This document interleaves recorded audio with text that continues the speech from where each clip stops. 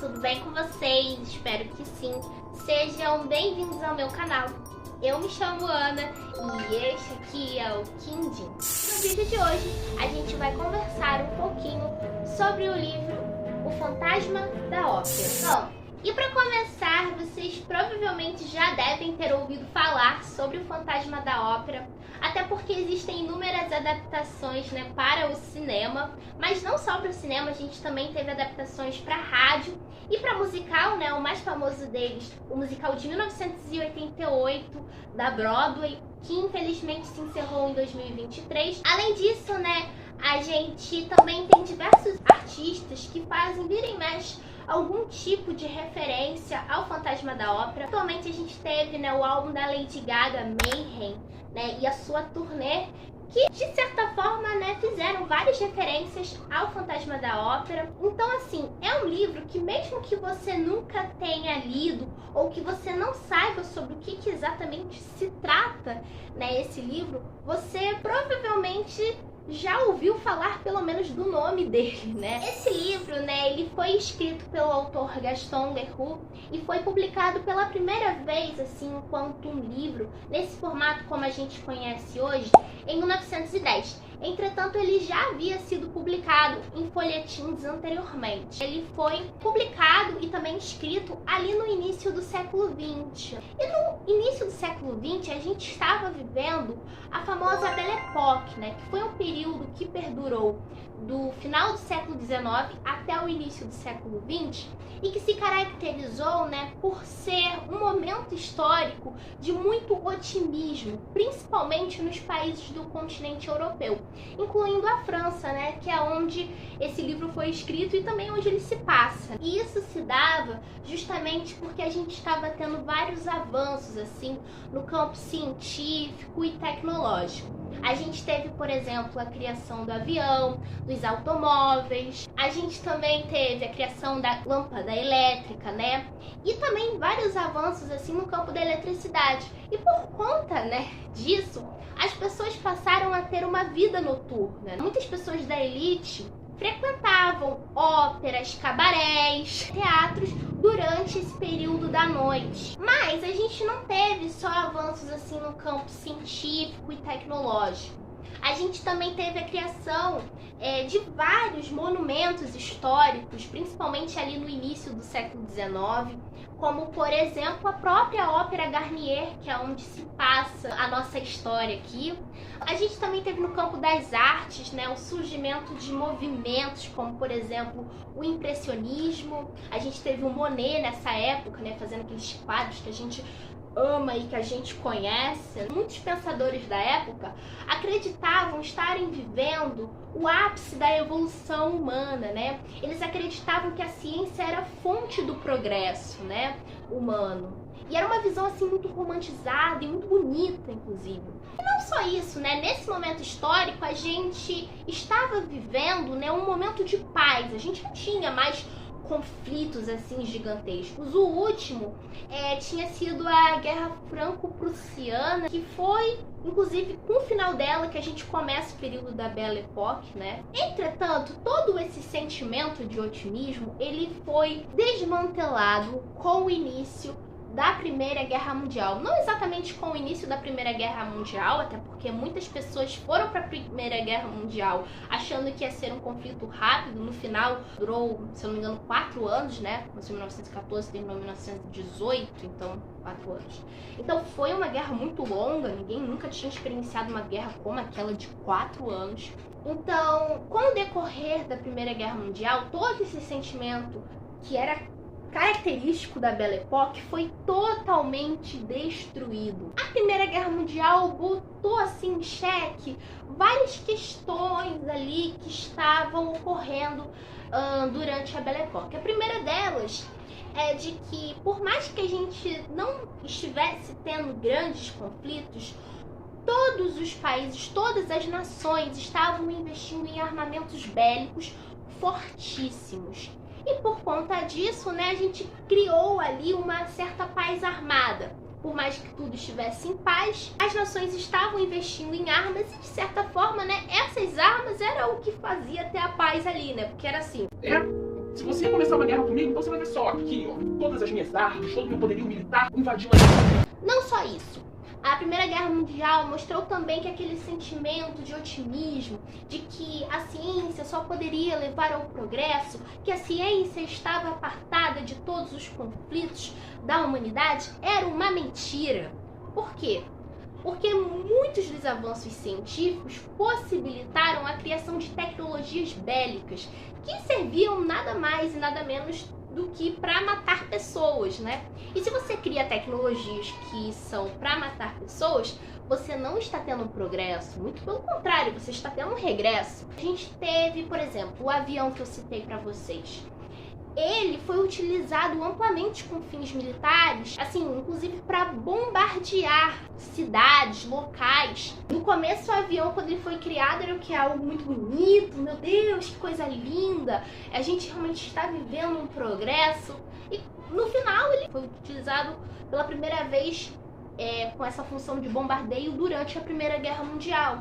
Não só isso, vários avanços no campo da química possibilitaram a criação de armamentos químicos, né? Que foram, no final, utilizados também na Primeira Guerra Mundial, que deixaram sequelas, né? Muitas pessoas ficaram com os rostos, né, desfigurados, morreram lentamente por conta daqueles armamentos que eram fortíssimos. Então, assim, muitos avanços que no primeiro momento foram vistos como um progresso da humanidade, enfim, a gente estava vivendo o ápice da humanidade. No final, esses mesmos avanços possibilitaram que, de certa forma, a humanidade regressasse, né? Então, todo aquele clima de otimismo característico da Belle Époque foi destruído com o decorrer da Primeira Guerra Mundial. Inclusive, por falar nisso, né, tem um filme muito conhecido, assim, dos estúdios Ghibli, que se chama Vidas ao Vento, que ele fala justamente sobre essa contradição, né, de uma tecnologia que, primeiramente, é criada, né, com esse sentimento de progresso, todo esse sentimento positivo, e no final ela acaba sendo utilizada para fins, por exemplo, beligerantes. Então, nesse filme, apesar dele se passar principalmente ali na Segunda Guerra Mundial, ele narra um pouco dessa contradição. Então, vocês podem assistir caso vocês queiram pensar, né, um pouco mais. E a Primeira Guerra Mundial, ela também foi motivada por conta, né, da corrida imperialista que os países europeus, né, estavam fazendo, né, para poderem conquistarem mais territórios, principalmente ali no continente africano e asiático. Então, vamos voltar aqui pro livro, né, que eu já falei bastante um pouco do contexto histórico, fui lá pra frente, mas vamos voltar aqui pra Belle Époque. Então, durante a Belle Époque, né, a gente também vai ter a literatura se fortificando e tudo mais, né, vários livros que hoje a gente conhece como o próprio Fantasma da Ópera também surgiram ali durante a Belle Époque. E é bom a gente perceber, né, que ali no século XIX, no século XX, né, nesse período, muitas pessoas das elites, né, tinham o costume de terem camarotes em óperas e teatros, não só, né, para garantir ali o seu divertimento, mas principalmente para conseguirem fazer contatos com outras pessoas da elite que no final eram importantes para os negócios econômicos, né? Isso, inclusive, é mostrado um pouquinho aqui no livro, até porque muitos dos personagens são da elite, né? São condes, por exemplo. A gente tem figuras aqui de condes. Bom, mas vamos aqui conversar um pouquinho sobre o enredo, né, deste livro. Como eu disse pra vocês, o Fantasma da Ópera vai se passar na Ópera Garnier e toda a história vai girar em torno dessa figura fantasmagórica, né, e um tanto misteriosa que se autodenomina, né, como o Fantasma da Ópera.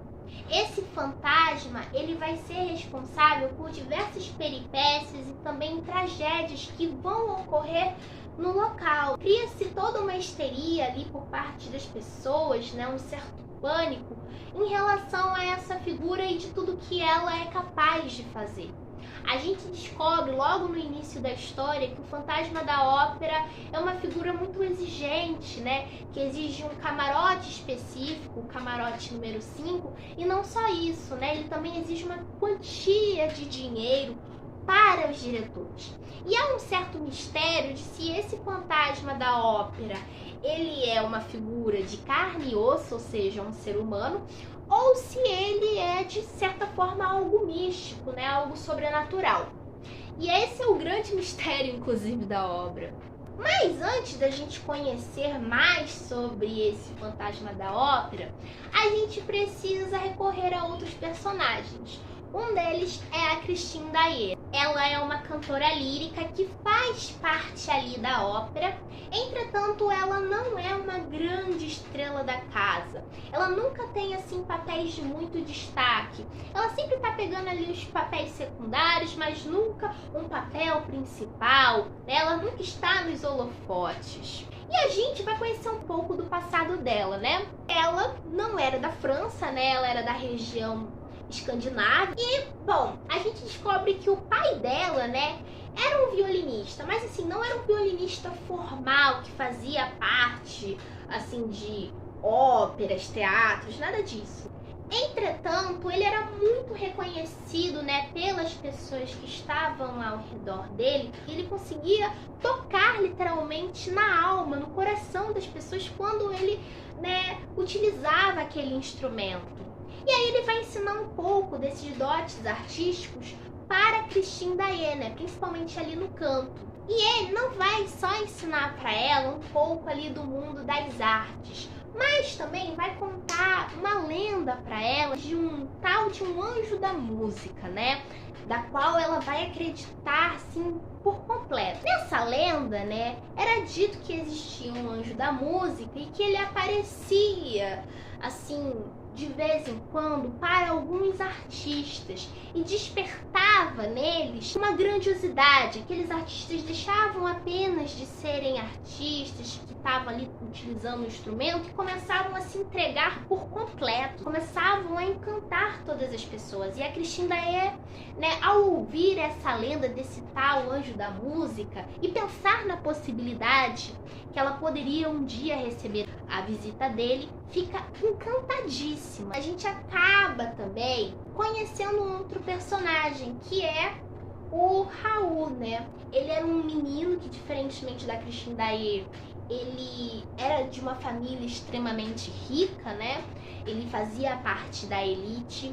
Ele vai conhecer ali o pai da Christine Daae, a Christine Daae, justamente por conta, né, de ouvir falar daqueles dotes artísticos que essa dupla tinha. E a relação do Raul com a Christine Daae vai começar, né, a se fortificar ali a partir do momento que a Christine Daae acaba salvando o Raul de um incidente, né? E aí, de certa forma, né, eles vão criar ali um amorzinho platônico, sabe? Uma paixãozinha de criança. O Raul também vai, né, ouvir um pouco dessa lenda advinda do pai da Christine Daae sobre esse tal anjo da música. Só que, né, óbvio, não vai gerar tanto impacto nele quanto gerou para Christine Daae.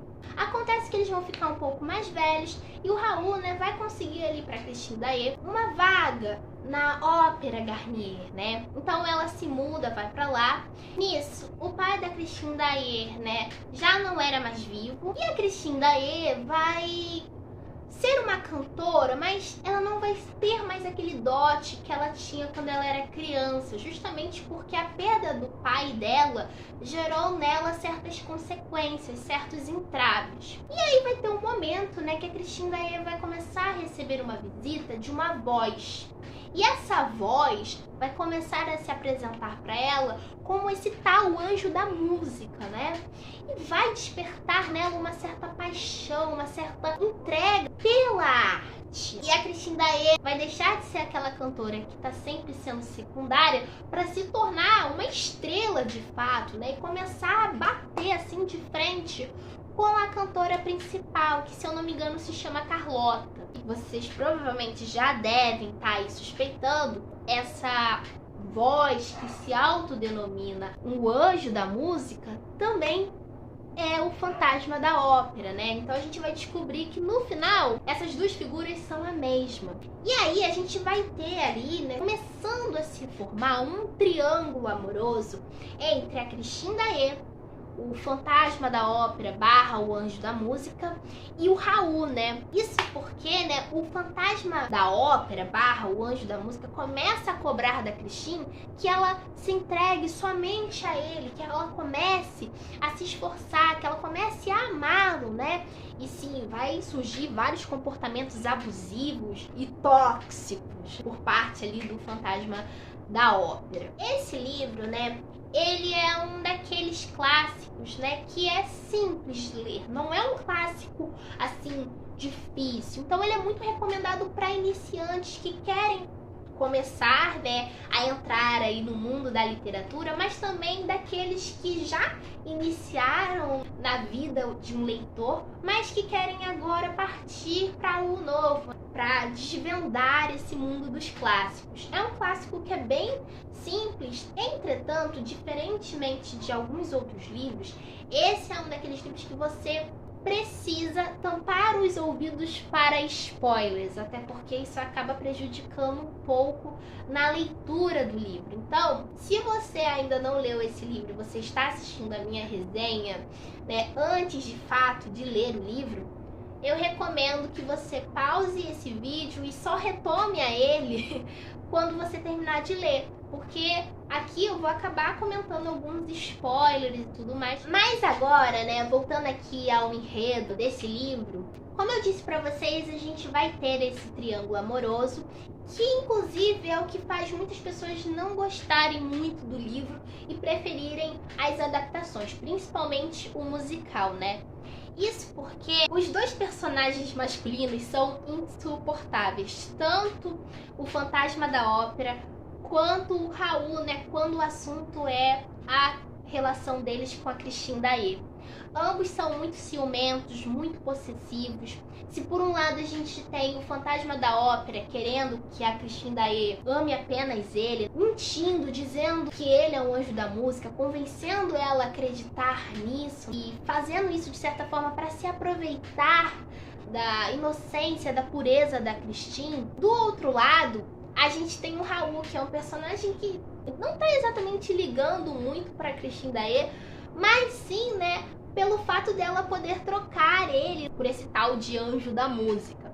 Então, assim, muitas pessoas quando leem esse livro, principalmente aquelas que já assistiram ao musical ou aquele filme de 2004, né, que é uma adaptação do musical, as pessoas acabam preferindo o musical justamente pelos personagens masculinos serem um pouco mais palatáveis do que o livro. Algumas pessoas, né, vão ler o Fantasma da Ópera achando que ele é um livro cheio de aforismos, cheios de reflexões, sabe? Aquele clássico que bota a gente pra pensar e a gente fica com dor de cabeça, quebrando, tentando entender. Muitas pessoas acham que esse livro vai ser algo tipo o retrato de Dorian Gray, sabe? E não é um caso. Esse livro, ele é de investigação policial, né? Então ele tem todo aquele ar típico de livros como Sherlock Holmes, por exemplo. Ele tenta ser um pouco mais profundo lá pro final da obra, né? Mas antes disso, ele não tem toda essa profundidade que as pessoas acham que vão encontrar por conta, né, delas já terem assistido ao musical ou o filme de 2004, que aprofunda muito a relação dos personagens, ele foca muito no romance, né? E óbvio, o musical ele acaba perdendo certas características que o livro tem. Eu particularmente, gente, não gosto de ficar sendo do contra, né? Mas eu diria que eu tô no seleto grupo de pessoas que gosta mais do livro do que a adaptação para o musical ou para o filme de 2004. Isso porque, né, o livro, O Fantasma da Ópera, é uma grande colcha de retalhos. Aqui a gente tem uma mistura de terror gótico, né, com romance, um pouco de comédia e também investigação policial, ou seja, esse livro ele mistura um pouco de vários gêneros literários, né. Outra coisa também, né, gente, é que na adaptação eles não conseguiram adaptar certa grandiosidade de alguns momentos que são apresentados aqui no livro. Um deles é a cena em que a Christine Daae, ela está ali no cemitério e começa a tocar uma música grandiosa, assim, uma música que, meu Deus, faz as pessoas se tremerem, né? E nesse momento que isso está acontecendo aqui no livro, a gente fica com um pouco de medo, né? Porque é uma figura fantasmagórica, tem uma música, assim, quase que sobrenatural aparecendo. É uma parte bem terror gótico. E no filme é uma cena mais do mesmo. Outra também é a cena em que o fantasma da ópera ele aparece fantasiado da morte em vermelho, né? Que é uma fantasia que ele cria. No livro é mostrado quase como se ele tivesse vestido de drag queen, sabe? Uma fantasia super pomposa, cheia de enfeites e um monte de coisa. E no filme é isso aqui. Eu não sei se eu consegui mostrar pra vocês, mas é uma roupinha tão simplesinha, sabe? Que não capturou a grandiosidade da cena que é mostrada aqui no livro. Então, por conta disso, eu acabo gostando mais do livro. Fora que vários personagens, né, foram cortados na adaptação. Uma cena muito engraçada, que é quando a personagem lá, eu acho que é Carlota o nome dela, mas é a cantora principal, né? Ela, de certa forma, tá sendo um entrave pra Christine Daae entrar, né? O fantasma da ópera quer que ela seja a cantora principal. E a Carlota que é. E aí acontece uma coisa muito estranha, que a Carlota vai cantar, começa a soar com um som de sapo, ela não consegue cantar. E é uma cena assim muito cômica, que é literalmente um plot twist do livro, né, que a gente não espera, a gente acha que uma coisa trágica vai acontecer e no final é uma cena muito cômica, muito engraçada, assim, de alívio cômico. É uma cena que no filme, por exemplo, não é engraçada, fora que essa personagem, a Carlota, ela é muito caricata no filme. No livro não, ela é uma personagem séria. E assim, gente, a adaptação para o musical / para o filme de 2004 ganhou uma vida própria, porque muitos personagens são cortados, a história é completamente diferente. No filme perdeu-se esse tom de investigação policial, é mais uma história de romance. Já que eu falei um pouco aí sobre a adaptação de 2004, eu vou então agora conversar com vocês sobre algumas adaptações que já foram feitas assim ao longo dos anos do Fantasma da Ópera desde a sua publicação enquanto livro. Aqui é dita, né, como a primeira adaptação do Fantasma da Ópera para o cinema é a de 1925, que é bem conhecida. Entretanto, dizem por aí que existiu uma outra adaptação feita para cinema anteriormente. Só que essa adaptação ela foi dada como um arquivo perdido.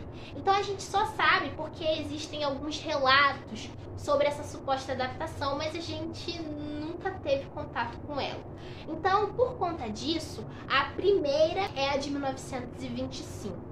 Depois, uma que eu achei muito interessante é a de 1937, que se chama Canção da Meia-Noite ou Canção da Noite, que foi feito na China. Depois a gente tem uma de 1943 e a que é mais famosa e conhecida atualmente, né, é a de 2004, que na verdade é uma adaptação não do livro, mas sim do musical de 1988 do Andrew Lloyd Webber. Mas não existem só essas adaptações, existem inúmeras outras. Inclusive vou deixar aqui na descrição um link de um compilado que foi feito no site da Wikipedia com todas as adaptações que foram feitas para o Fantasma da Ópera. E falando, né, um pouco sobre o musical de 1988, ele se encerrou em 2023, após 35 anos, né, em cartaz.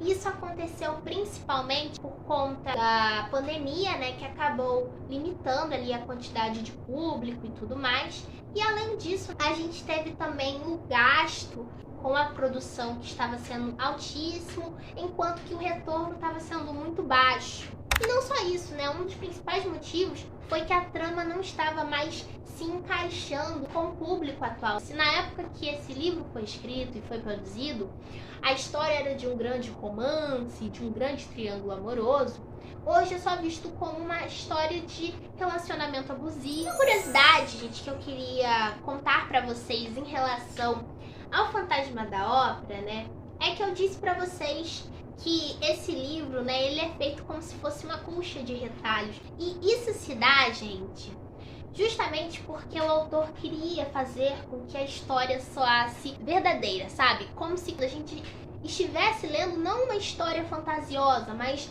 de algo que realmente aconteceu, né? O autor tentou dar um tom de veracidade. E ele não fez só isso com a escrita, mas também contando com certos acontecimentos, né, que são baseados em fatos reais, né, em fatos que realmente ocorreram na vida real. Um deles, né, que é uma cena muito famosa que existe aqui no livro, é a do lustre que cai. E algo parecido tinha acontecido na época, assim, que não foi exatamente a queda de um lustre na Ópera Garnier, mas sim de um dos contrapesos do lustre. Além disso, né, já havia-se uma lenda de que havia um fantasma que rondava a Ópera Garnier.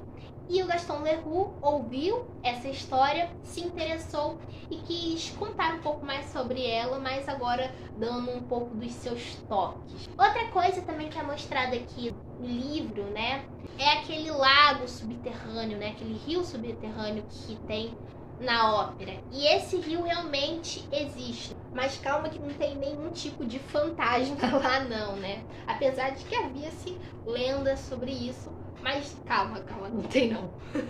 Só tem bombeiros mesmo. E voltando então ao livro, né, a história dele, muitas pessoas, né, da psicanálise, da psicologia, normalmente elas preferem o musical, né? O livro ele é realmente mais nessa pegada de investigação e tudo mais, de ser algo leve para ser lido e não algo tão profundo, apesar de que o livro tenta ser profundo ali mais pro final. Mas enfim, muitas pessoas dessa área da psicanálise gostam bastante porque tem várias histórias aqui, né, que são, de certa forma, algumas analogias, né, para estudos da psicanálise. Por exemplo, a gente tem aqui uma história de relacionamentos abusivos, de traumas, né? E não só isso, né? A gente também tem uma história aqui que fala sobre utilizar máscaras.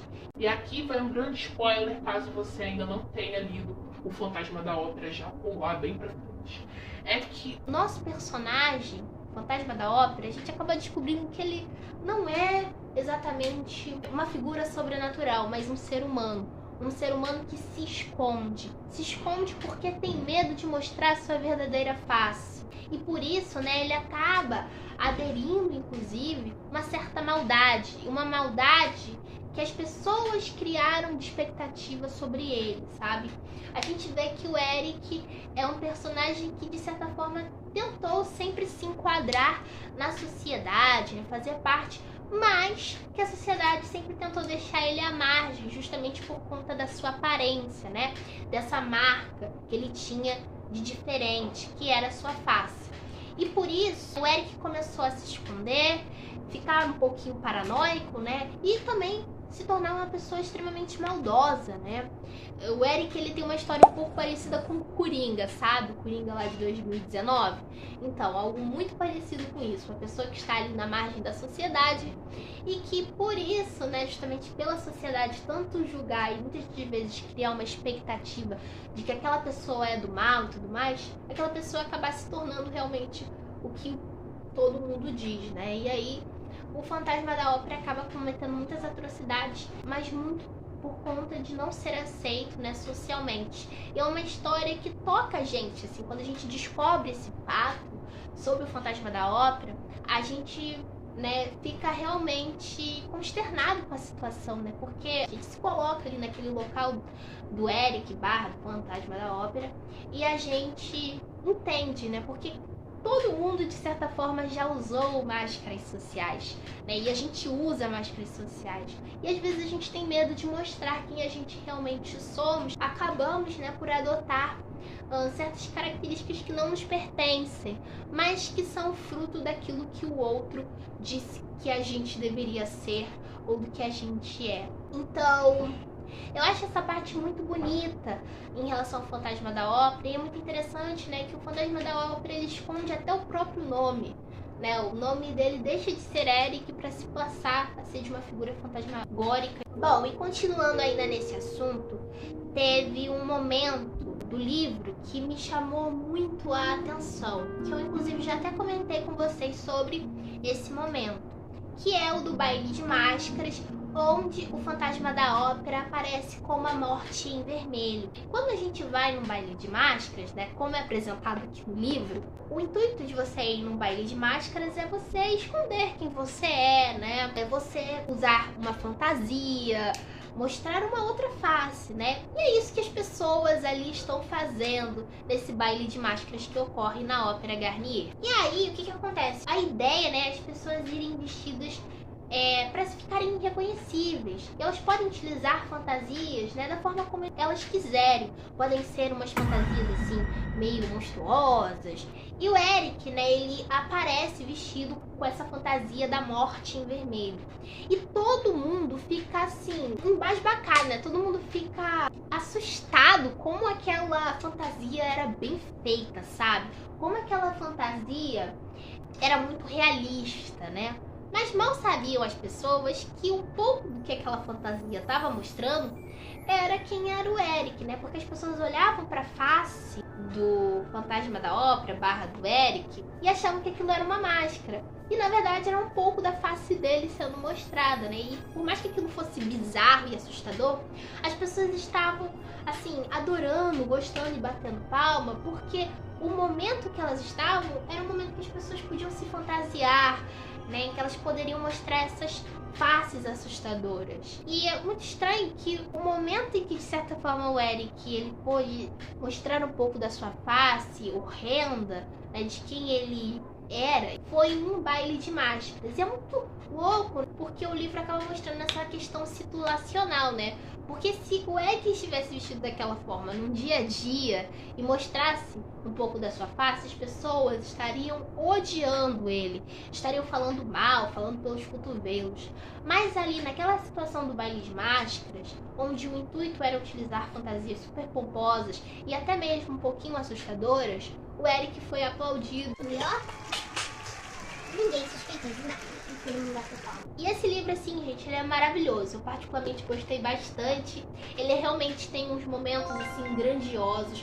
Você realmente é absorvido por essa atmosfera, né? De estar em uma ópera. Você acaba conhecendo bastante, aprendendo bastante sobre como funciona os bastidores. Até mesmo nomeações de locais específicos das óperas. Eu aprendi bastante. Eu sinto que eu aprendi bastante com esse livro. E esse livro, né, ele tem todo um tom musical. Ele faz o tempo todo citações a grandes obras, né? Como, por exemplo, Otelo. E também, né, a várias músicas clássicas e autores famosos. E por conta disso, a gente acaba sendo absorvido por toda essa atmosfera, né? De uma ópera. Realmente parece que você está numa ópera ao ler esse livro.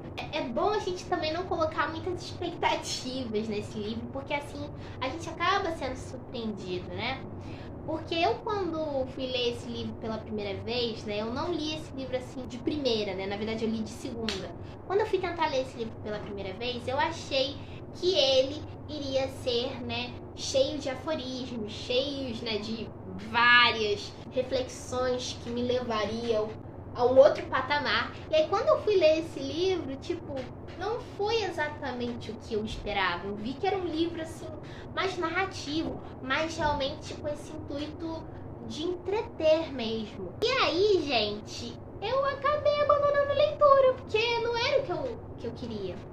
Aí, dessa vez, né, agora, quando eu tentei novamente ler, eu já estava sabendo que esse livro não iria ser da forma como eu tinha pensado antes, e sim que ele seria um livro mais divertido.